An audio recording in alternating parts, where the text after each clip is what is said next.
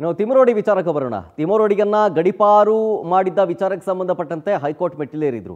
ಈಗ ಇವತ್ತು ಹೈಕೋರ್ಟ್ನಲ್ಲಿ ತಿಮರೋಡಿಗ ಗಡಿಪಾರು ಭವಿಷ್ಯ ನಿರ್ಧಾರ ಆಗುತ್ತೆ. ಇವತ್ತಿಗೆ ಆದೇಶವನ್ನು ಕಾಯ್ದಿರಿಸಲಾಗಿತ್ತು. ಇವತ್ತು ಆದೇಶವನ್ನು ಹೊರಡಿಸ್ತಾರೆ. ಹೈಕೋರ್ಟ್ನಲ್ಲಿ ಇವತ್ತು ಗಡಿಪಾರು ಪ್ರಕರಣದ ಆದೇಶವನ್ನು ಪ್ರಕಟ ಮಾಡ್ತಾರೆ. ಗಡಿಪಾರು ಪ್ರಶ್ನೆ ಮಾಡಿ ಹೈಕೋರ್ಟ್ ಮೆಟ್ಟಿಲೇರಿದ್ದ ಈ ತಿಮರೋಡಿ ಅಕ್ಟೋಬರ್ 13ನೇ ತಾರೀಕು ಇದರ ಬಗ್ಗೆ ವಿಚಾರಣೆಯನ್ನು ಕೂಡ ನಡೆಸಿರ್ತಾರೆ. ವಾದ ಪ್ರತಿವಾದವನ್ನು ನ್ಯಾಯಾಧೀಶರು ಆಲಿಸಿರ್ತಾರೆ. ಇವತ್ತಿಗೆ ಆದೇಶವನ್ನು ಕಾಯ್ದಿರಿಸಿರ್ತಾರೆ. ಸೆಪ್ಟೆಂಬರ್ 18ನೇ ತಾರೀಕು ಗಡಿಪಾರವನ್ನು ಮಾಡಿ ಪುತ್ತೂರು SP ಅವರು ಆದೇಶವನ್ನು ಹೊರಡಿಸಿದರು. ದಕ್ಷಿಣ ಕನ್ನಡದಿಂದ ಅದು ಎಲ್ಲಿಗೆ, ರಾಯಚೂರಿನ ಮಾನ್ವಿಗೆ ಗಡಿಪಾರು ಮಾಡಿದರು. ಈ ಆದೇಶದ ವಿರುದ್ಧ ಕೋರ್ಟ್ ಮೊರೆ ಹೋಗಿದ್ದು ಯಾರು? ಈ ತಿಮರೋಡಿ. ವಾದ ಪ್ರತಿವಾದವನ್ನು ಆಲಿಸಿ ಇವತ್ತಿಗೆ ಕೋರ್ಟ್ ತೀರ್ಪನ್ನು ಕಾಯ್ದಿರಿಸಿದೆ, ಅಂದರೆ ಆದೇಶವನ್ನು ಕಾಯ್ದಿರಿಸಿದೆ.